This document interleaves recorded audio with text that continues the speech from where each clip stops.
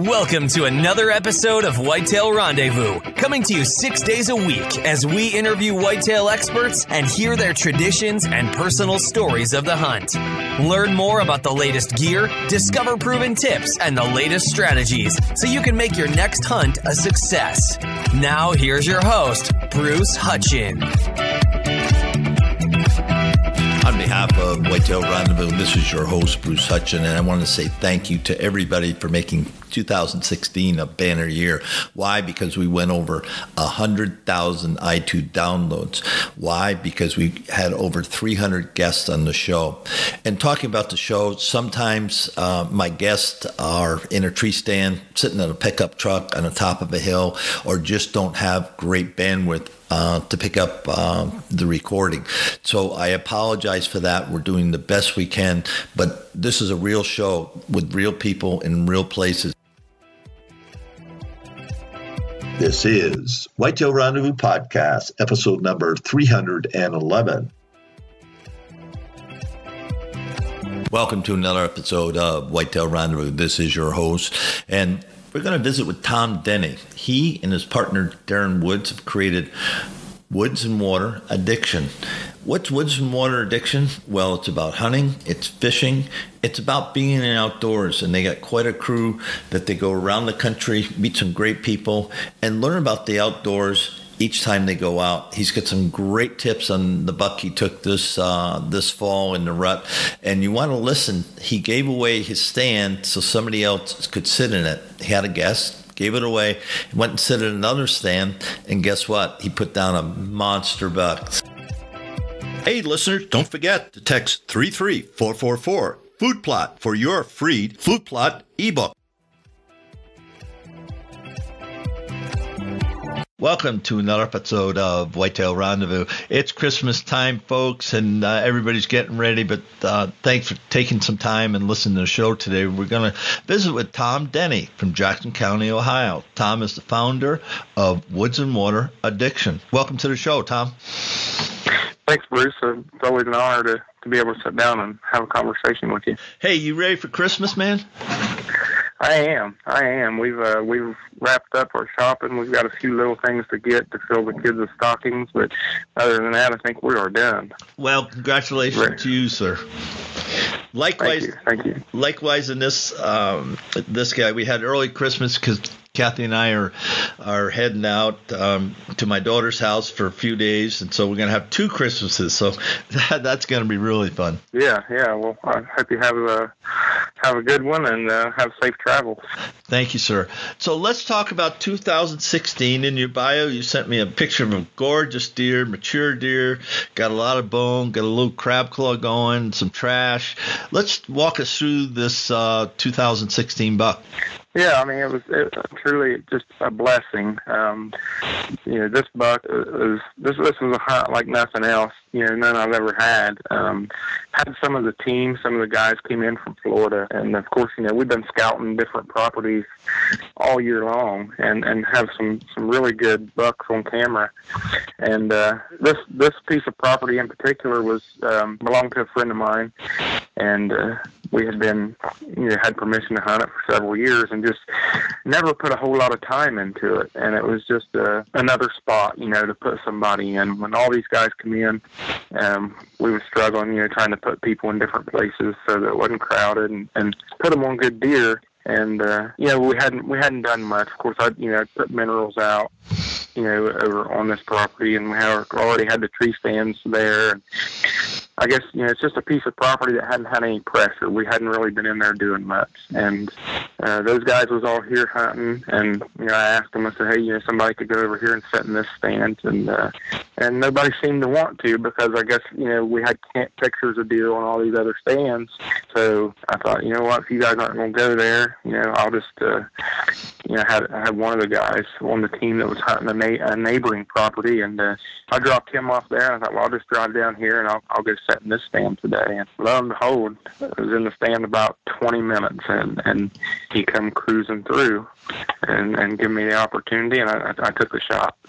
And like you said, he's a really good deer. Got a lot of character, and just one that I'm proud of. Proud to have him, and he's a taxidermist right now. I can't wait to get him back. Well, tell us how you knew he was there. Let's go back and unpack, summertime, if you had long-range scouting on him, if you had him in your tree stand, on your trail cameras. How do you know he was there? Actually, I didn't. I had never seen this deer. Like I said, we had cameras and things out, and we had pictures of some other good bucks that, we had on our hit list. But this was November 7th. Our rut was just coming in. And like I said, I wasn't really prepared to hunt that stand. We had done some early season preparations, and had cameras out, but just hadn't really been in there much to scout it out. And went back after we killed him, and went back through our trail camera pictures. Never had one picture of this deer. And of course, after we was lucky enough to take this deer, and it got put on the internet and on Facebook and on our sites, had a local guy message me on Facebook and was asking me where I killed that deer. And of course, you don't like to give up that kind of information right off the bat. But got to talking to him, and he lived about 3.5 miles away from this piece of property, and he had pictures of this deer. He had this deer patterned. It was on his camera, coming to a feeder twice a day. And he never had the opportunity to get a shot on this deer. Well, like I said, our rut was just coming in, and when I came into the stand that morning, I tried to cover my scent, and went in and put some deer urine on some hot doe deer urine on some scent wicks, and I put 2 of those out, facing the wind direction, and I literally, no more got in the stand and got settled, and I just seen movement, and it just happened to be the tips of antlers. He come across the field edge, and come through around a big pine tree, and he was just right on top of me at 25 yards. Holy freight! He couldn't have been a couple of yards from you when you're going into your stand. No, he couldn't have been. There's a really big bedding area, probably 300 yards or so from where my stand is, and he come from that area, just cruising along a field edge, and I think he got to where he got wind of those scent wicks, and he had that nose in the air and was coming right for one of those scent wicks. He didn't look, didn't stop, he had no idea I was anywhere around, and I don't think at that point he didn't care. He was on a mission. There's some interesting tips for everybody.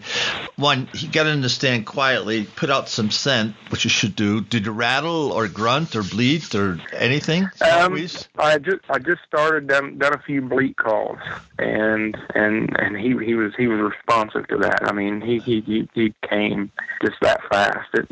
It all happened so fast, Bruce. I mean, it's one of those deer that, with as much of experience as I have in the outdoors and as many times as I've hunted, if I'd have had to watch that deer with all the character of his rack come from 50 or 60 yards, I'd have probably been shaking so bad I don't know if I'd have hit him. But you know what I mean? Your nerves take over, and you try to be calm. True story. But he just popped up there so fast, and I knew he was a good mature buck, and he gave me the opportunity to step into a window at 25 yards, and I took the shot, and it was a successful shot. Now let's get back to your, initially you said, you're checking around, and a couple of 3 miles away, your neighbor had him on trail camera. So he was thinking that guy was just hanging right around his place, wasn't he? Yeah, he was, and that's we've talked before. The rut. I like to hunt the early season when you do your homework and you check your trail cameras and manage your property right. You can put these deer and you can pretty much get them patterned. But come November, when that rut hits, them deer are going to travel. They're going to break their patterns. They're going to go to other properties, and I mean that just shows 3.5 miles from this boy's feeder in his backyard, basically, to where I killed the deer. and that deer traveled that far and just searching for does. I'm confident that he was just searching and he come around, kicking around that bedding area, and he got wind of the scent that I put out and come looking. I think about, okay, we got dominant bucks, and people write about dominant bucks that kind of stake out, and they'll have sometimes community scrapes or whatever. There's a lot of activity in a given area. Now, what causes that buck? He's a mature buck. He looked like a badass to me.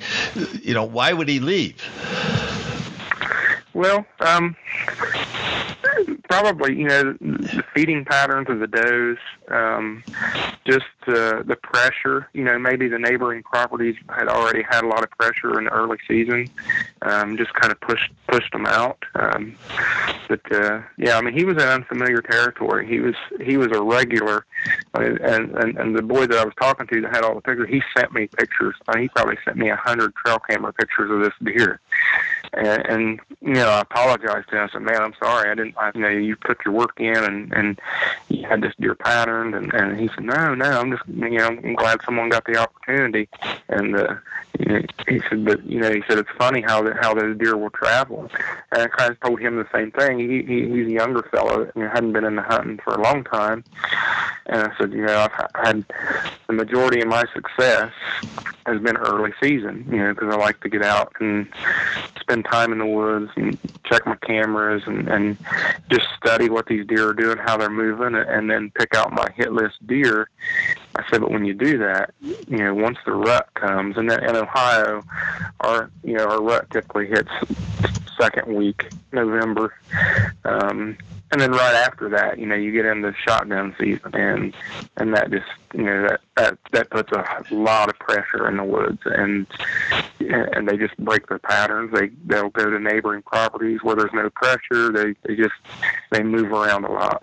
Yes, they do, and it's amazing. I think I said this last time I was hunting in Iowa, and probably about 5,000 acres all in, different farms, and one of my friends was sitting just in a blind in a food plot afternoon, and 3 o'clock, 4 o'clock, way before dark, he sees this buck trying to saunter in, and when they saunter, they got an attitude, and they're a mature buck. They're just not worried about anything. You let it come and come. Realize high time buck, heavy mass, big deer, and he first saw it 200 yards out, if you will, and then he just came up and 83 yards. He shot him right through the neck. And he can shoot that well, so it was no big deal with a muzzleloader for him. Just put him down, and buck never moved. And so he walked out to it and went, "Oh my goodness!" It was a 190 plus gross deer, and he didn't have that many deductions. And it was just nobody had seen him. Now these are people that have been on the ground September, October, November, and we were hunting later December, and they had been on the ground doing everything, never seen that deer. They talked to neighbors, nobody ever seen it, and there is some private ground and river bottom, blah blah blah, but nobody had seen this deer. And magnificent, 190 class deer is a good deer any place in North America, and it just marvels us that here's with all the trail cameras, with all the hunters, with people in the woods, with driving dirt roads at night, somebody would have seen him. Nope. And he just sauntered in. Bruce was telling the story. He said, he didn't have a care in the world. He's just kind of looking around. He knew where he's going. He's going to check out. It was brassicas and stuff in the food plot. Maybe come in for a quick lunch before or late afternoon snack. And it's just, he said it was unbelievable. But that deer was not skittish, not, his ears weren't flipping, radaring, just hanging out, coming in for a snack. That's how they get that big. They're a very smart animal. And that's what makes them so fun to pursue. It's just to try to study them and their habits, and the guys that are out there that aren't having much success and are having a hard time, do your homework. You're in unfamiliar territory. When you're going in the woods, you're going into his house. And he knows that a whole lot better than we do. But do your work, control your scent, and just, you got to blend in. It's unreal, the senses of these animals, of how well they can smell, see, hear, and just detect, your presence. And that's lesson learned, folks. Sometimes it's hard for us all, especially during the rut. You're doing all-day sits, and you just say, "Man, I haven't seen mahogany buck. I haven't seen the splitter. I haven't seen long tines. I haven't seen double dropped, or whatever you name your deer." And gee, he was here. We got trail cameras, but he might not be there simply because they rotate. I hunt on river bottom quite a bit, so they rotate up and down that river bottom. They get up on tops in the corn. They're looking for does, and just as they're spinning around, there's other bucks that you would never seen 2-3 miles away, and they're spinning around also. And so that's why the rut's so much fun, is because you never know who's going to show up. Right, and that's happened to me twice this year with that 13-point non-typical that you're talking about. And then we've got a small piece of property. It's just 26 acres that belongs to my family. And we kind of just, we built a shooting house. It's insulated. And we kind of set that up and manage that just for the kids in the family. And I have a lot of kids, friends of my kids and neighborhood kids and everybody that I try to keep interested. And we kind of keep this piece of property set aside just for these kids, and we manage it. And I had 4 shooter bucks that was on the hit list this year. I was hoping to get some of these kids on, and especially my 9-year-old. I killed a good deer this year. He killed his first deer this year, but after he got his hands on that one of mine, he said, "Dad, I've got to have one of these bucks." So we're working hard to try to get him on one, and we're out here, and so I've got these bucks that we've been watching all year, and got hundreds of pictures of them, and we're out there sitting in this tree house the other night. I mean, it's an elevated blind. And here comes a 10-point, real wide, got some decent mass, and I've never seen this deer. Don't have any pictures. I went back through my cameras, checked every camera, and all the pictures, and no pictures of this deer at all. And I'm lucky enough that I have friends that own the neighboring property, and we talk and compare pictures, and a lot of times we see the same deer on our cameras, and we got to looking through his pictures and stuff, and he had no pictures of this deer. But there's state land, about 4,000 acres of state land just across the road, and behind my property there that, who knows what's in there. There's probably deer in there that have never, been in the human eyesight. It's so much area, so big, and it's not pressured a lot. State of Ohio, they don't allow any 4-wheeler or ATV traffic on this property. So if you're going to hunt it, you're going to hike. And, I believe that all the pressure is just on the edges of this property. And when these deer get into the rut and they're looking for new food sources and stuff late in the season, they travel. And it's amazing how far they will travel. Yeah. So everybody just take some notes and start the way I said it. Go out 3-5 miles. In some places that's easy. Other places that can be difficult because of the section roads and stuff like that. Topography messes that up. But, and touch base, take some soda, take a beer, take fresh apples, take a pie, take donuts. But start making friends with these people, because if you can get a 5-mile radius around them, and what you do is say, hey, here's the bucks I've been picking up this summer. And the reason I'm showing you, if they do show up, then could you just call me? And if you put them down, good for you. But if you see them or send them a trail camera, could you just text me at this number? And the reason why, I want to see how far my deer are going. I want to see where your deer are going. And just say, what's in it for you? If you see the deer and stuff, well, let's go have a beer or a cup of coffee or hamburger, whatever. But I think if you did that, all of a sudden you'd collectively 5 miles, square, 5 mile radius, that's a lot of land. But if the bucks are traveling that far, you really want to know where your bucks are going and how far they're moving around, because then you've got a really good sense of, okay, if he disappears, I do not see him, he's not laid up, he's 2 or 3 miles away on a different farm. Does that make sense? Yeah. Yeah, I mean, and that's part of doing your homework. I mean, you want to understand what these deer are doing, how far they're traveling, where their food source is, where their bedding areas is, and more importantly, you want to know, what time of day, and that's what that's the good thing about trail cameras, helping you pattern these deer, not just to see what you've got, but to pattern them. If you don't have to go out and do an all-day sit because this deer is consistently coming past your stand at 4:30 in the afternoon, then there's really no need to be there all day long, especially for guys that are working 40, 50, 60 hours a week.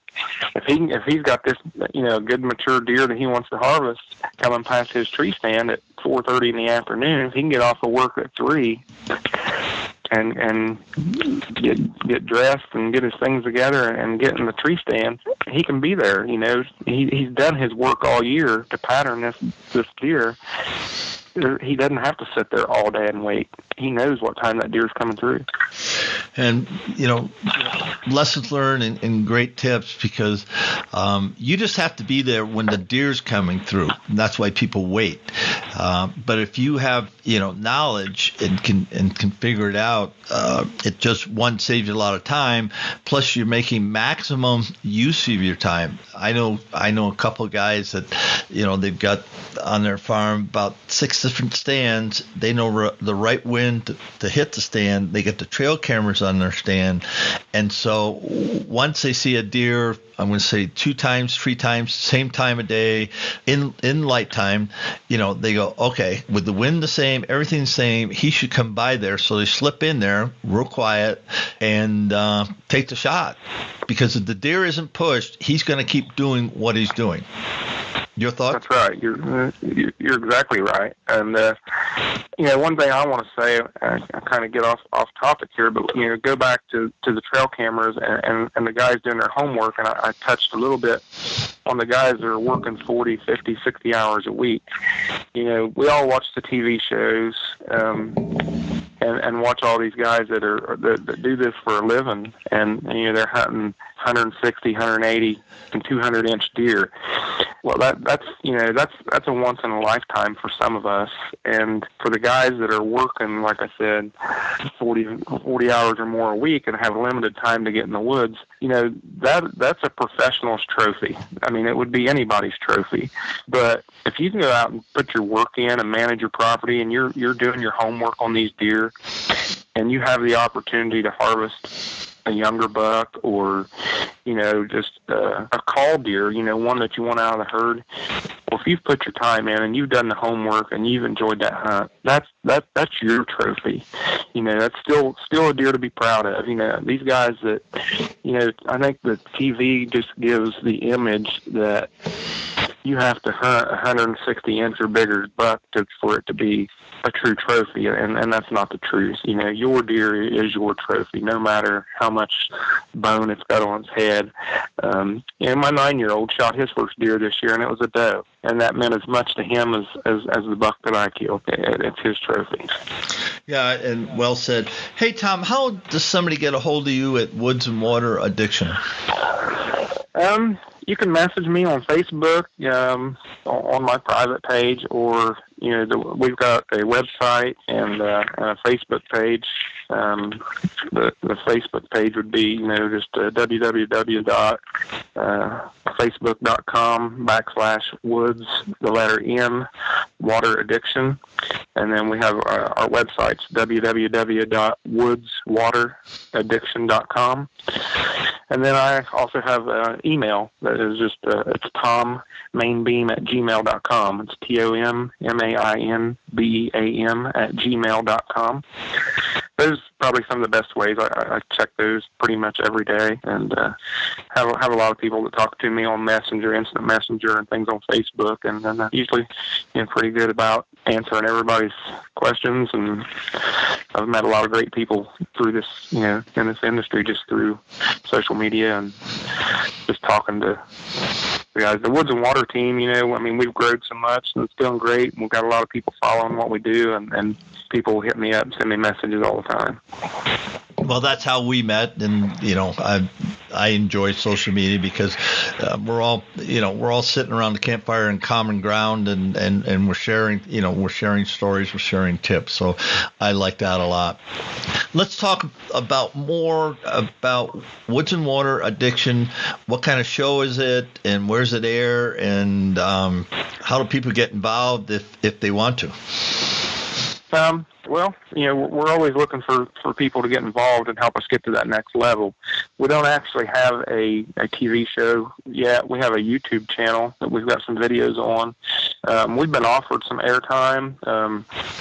It's just trying to get everything together and get. We're still on a building stage with this, and trying to get all of our footage put together and formatted to where we have enough to run a couple seasons. We don't want to be a one-hit wonder. We don't want to run one season and have a bunch of reruns and that kind of thing. So we're just trying to stockpile, get all of our footage put together, edit it, get it formatted to where it needs to be, and probably next year, we'll put something out. But for now, we're putting stuff on our website and on our Facebook pages, and we have a YouTube channel as well. What's the name of the YouTube channel? It's just WoodsnWater Addiction. All right. You can go on YouTube and just type that in, and you can find us. Let's talk about kids in the outdoors. You mentioned your son, but what else you're doing with kids in the outdoors? I'm glad you asked that, because that's something I'm really passionate about. It's that's our future. That's the future of this this passion that we all have, and what we like to do. It's to get the kids, for me and for most of the people that I talk to, hunting, it's been a family tradition for generations. It's something that's been passed down from, I know my dad and my grandpa, introduced me to it when I was just little, and just hearing their stories, of the late night coon hunts and rabbit hunting and squirrel hunting, and it just, for them, it was more than just a passion or a hobby. It was a way of life. A lot of the old timers, that's how they fed their families, and just to continue that legacy and see the younger kids to get involved and want to learn. And for me, I've got kids of my own, and naturally, they've always trailed behind me and been in the woods, a lot, and they've talked to their friends. And, my boys have some friends that, come from broken up homes and a little less fortunate, and just doesn't really have anybody to take them out and show them these kind of things. And I've always enjoyed doing my part and sharing that with those kids. And I've bought bows. I've took kids out and teach them how to shoot a bow and a gun, and took them hunting and watched several harvest their first deer or their first squirrel. We take them fishing. It's just that's the next generation of what we do, and to be able to pass that on. For me, that's my legacy. Is maybe you'll be doing one of these interviews, or some years down the road, and you ask someone how they got into this, and maybe my name will come up. That would be a legacy, and I hope I live long enough to hear that.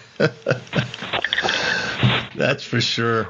Say, the family tradition, you shared a little bit about that, but let's finish up with that, and then you can have time for a shout out. Yeah.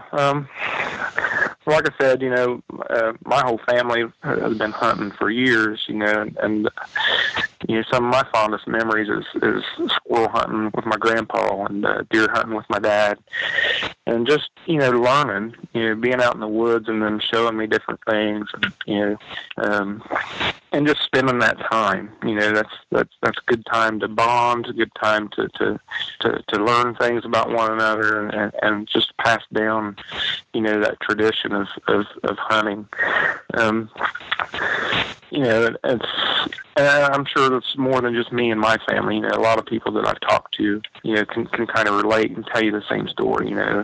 Some of the best stories is, that time me and my dad was deer hunting, or me and my grandpa was here, and we was, chasing this big buck, and you hear a lot of stories that start like that, and that's something that you want to see carry on for years and years to come.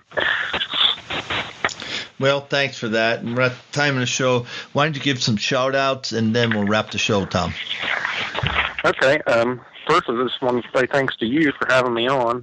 It's always an opportunity. It's a great opportunity, and it's good to get to know you and talk with you. But, I just want to say thanks to the good Lord above for giving us everything that we know is the great outdoors. And my wife, Jackie, and our children, the whole family, they've shared this with me and supported me and sacrificed different things to give me the opportunity to hunt and fish and just to enjoy this ride. But, I need to thank the whole team at WoodsnWater Addiction and all of our friends, followers that support us, our sponsors. And I want to say one thing about our sponsors is, we don't have a TV show. We don't have companies that are putting money behind us to sell their products. The sponsors that we have relationships with. We use their products because we've had success with it. We believe in it. And just to give a quick shout out to those guys, Spy Point cameras, Black Eagle arrows, Whack-'em broadheads, Slay scent eliminator, Kicks choke tubes, and Plythol with the photophage technology, U-Slide bow holder, what's holding your bow, It's Me Time decals, and Rio Archery in Rio Grande, Ohio, and SRB field rests. And I want to thank my good friend Jamie Rollins all the way down in Florida for all his talent and hard work of doing our taxidermy work. Well, on behalf of Whitetail Rendezvous across North America and globally, we got listeners across the globe. Thank you so much, Tom Denney from WoodsnWater Addiction, for being a guest. And again, Merry Christmas to you and your family. Yeah, Merry Christmas, Bruce. Hope you have a good one. And I want to say Merry Christmas and Happy New Year to to everybody out there listening to it. I appreciate you having me on, and stay in touch. Hey, folks, we got a really neat show coming up with Ron Tabor. Ron's from Mooresville, North Carolina, the heart and soul of NASCAR in the Lake Norman area. And Ron loves to hunt whitetails, loves to hunt ducks, chase hogs, and call in a turkey or two. And he's got a lot of stuff going on. He's writing a book called 333 Awakening, a spiritual journey through the revelation of numbers. Plus, he's got One Mission Outdoor TV. Ron has it going on, and you're going to thoroughly enjoy the show. Thanks for joining us. Be sure to tune in tomorrow for another episode of Whitetail Rendezvous, where you can listen and learn from the experts so you can be more successful on your next hunt. Until next time, listen, learn, and succeed.